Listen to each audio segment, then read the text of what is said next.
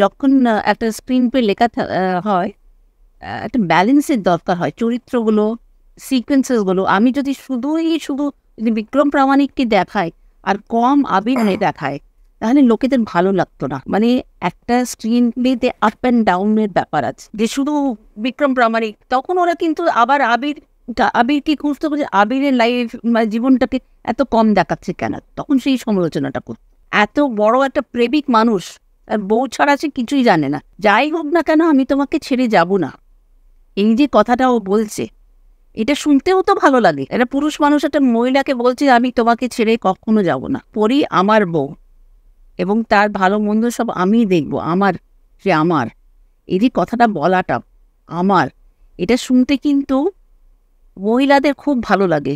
মহিলা অডিয়েন্সকে জিজ্ঞেস করো তো ওই ট্র্যাকটা ওদের খারাপ লাগছে না ভালো লাগছে।